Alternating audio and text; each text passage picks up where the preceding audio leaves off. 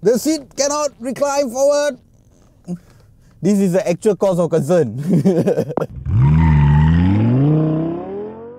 If you are looking for a premium compact car, it has never been this easy. In fact, you don't even have to go to different brands to find the car that suits your needs. All you have to do is just go to one brand and you'll find the car that you want. Take Mercedes for example. They have the A-Class hatchback, the sedan, the CLA shooting brake, as well as the coupe, and the B-Class MPV, and the GLA SUV.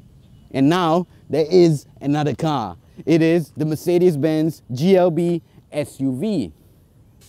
The Mercedes-Benz GLB 200 Progressive is priced at $187,888. The 1.4-litre turbocharged engine produces 161 brake horsepower and 250 Nm of torque. The 7-speed dual-clutch transmission brings the car from 0 to 100 km/h in 9.1 seconds. For more details on the Mercedes-Benz GLB or any other car, head on to sgcarmart.com to help you make the smart choice on your next car.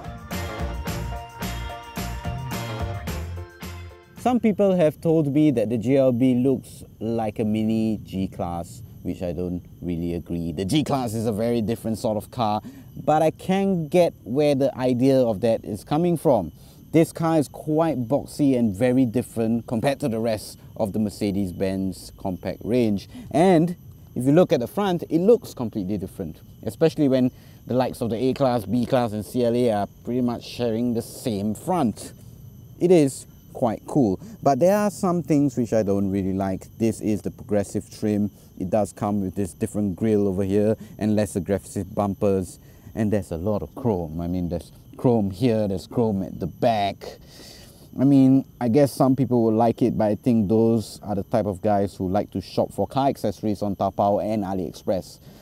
But still, quite a cool looking car. So the GLB is a 7-seater, so like all or most 7-seaters, you don't have much space at the back. You only got about 130 liters. Yeah. But if you need more space, you can fold the seats flat. It doesn't want to fold. Why you don't want to fold?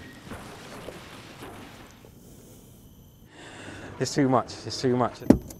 Once you fold it, Mercedes says that this is 500 liters of boot. If you load it all the way to the roof, they say that it's up to 700 liters big. It seems to fit the anti-trolley quite well. It is a bit long. It probably won't close. There we go. Psych! Nope. So, if you are in that situation, you can push the front seats a little bit forward. Anti-trolley will go in just fine, and it will pass.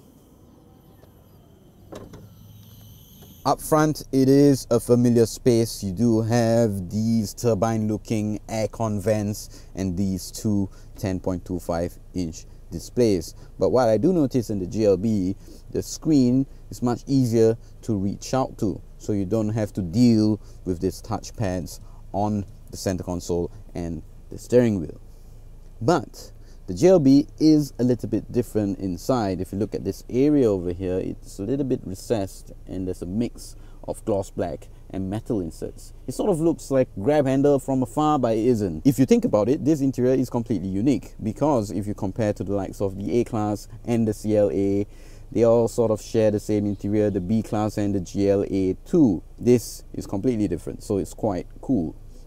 Speaking of usability and practicality, of course, you do have big cubby holes and enough space to put all your stuff. But what I do like about usability is that there is this little plastic trim below the seat between the door. So if you actually drop your stuff, like your keys and your phone, it will just land in this area over here. And this is something that I noticed last night. So this is actually quite useful compared to other cars where you have to crawl in the back seats or give up actually looking for your 10-cent coin. So let's check out the rear seats. As you can probably tell, I am quite comfortable at the back here. I have quite a bit of knee room, wiggle room and also headroom. Now this is quite a good thing when compared to the rest of the compact range from Mercedes-Benz. Now, this is a 3-row SUV, but one thing I do notice that it doesn't come with air conditioning vents in the second row, so that might be an issue for the third row. But there are other amenities. You do have 2 USB-C ports, you have ISOFIX points on both seats, and if you have to carry 3 people, it should do quite well.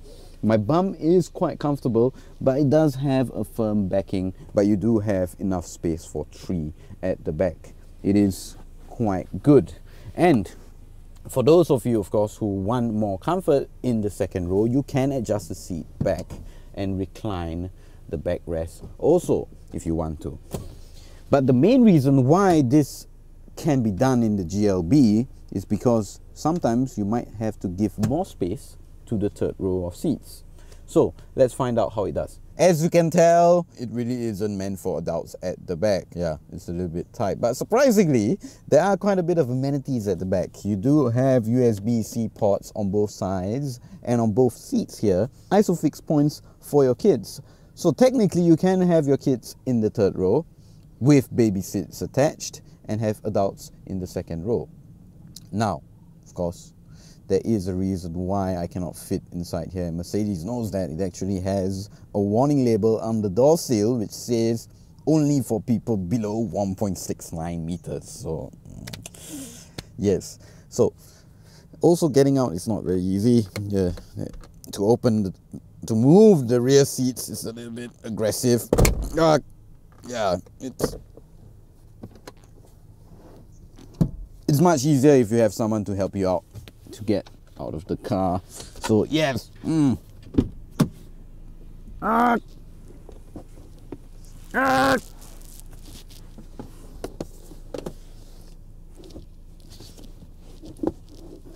yes, okay. So we've done the exterior, the interior, as well as the boot. So it's now time to drive the GLB.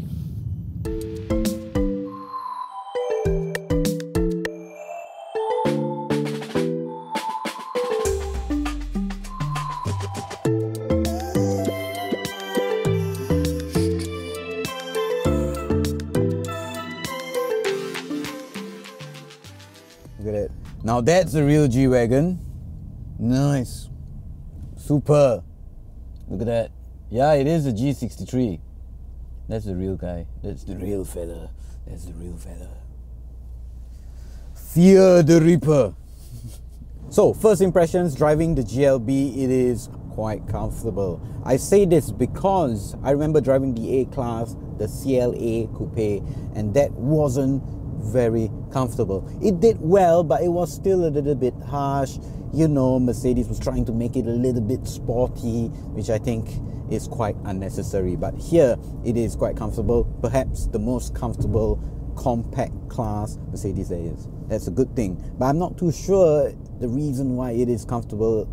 Is it because it has thick profile tires, or the fact that it's a little bit taller so it has more suspension travel?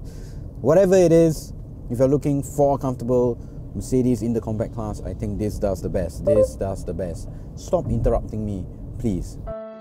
I just want to be appreciated. Speaking of comfort, there still is room for improvement. There is a little bit of noise from the tires, but speaking of noise, this makes turbo noises. So if you actually load a little bit in a high gear and let off, there's a blow of sound. Quite interesting, because at least it masks off the sound of the engine. This engine doesn't sound way too spirited at high RPMs, so keep it down low. It does very well. So let's talk a little bit about performance. This 1.33 litre engine makes 161 brake horsepower and 250 Newton meters of torque. It is enough for your usual overtaking maneuvers. It is pretty decent when it comes to performance, but if you actually rev the thing, yeah, it just doesn't sound like it wants to. But if you ignore the noise from the engine, it does quite well in terms of performance. Now, aside from comfort and performance, of course, is how it feels. to drive. The steering wheel is actually light, but it does feel sort of numb, especially when you get towards the center point. But compared to the likes of BMWs, this doesn't want to tramline too much, which is a good thing because it doesn't need too much steering corrections for those of you who are concerned by that. And speaking, of course, about driving around town, this is quite easy to look out of. If you notice, you do have a very big greenhouse around you, and that boxy shape actually helps when you're moving the car around because it's quite easy to look out of. So you can easily see your blind spots if you need to. Unfortunately, the progressive trim does not come with blind spot monitoring as standard. Speaking of blind spots and the mirrors, these mirrors, I kind of wish they were a bit bigger because at this position right now, it makes the car look very wide. So in your first few instances of reversing the GLB, you might feel like this car is quite big, but it isn't really. It's actually quite nicely sized and it will fit into most car parks with ease.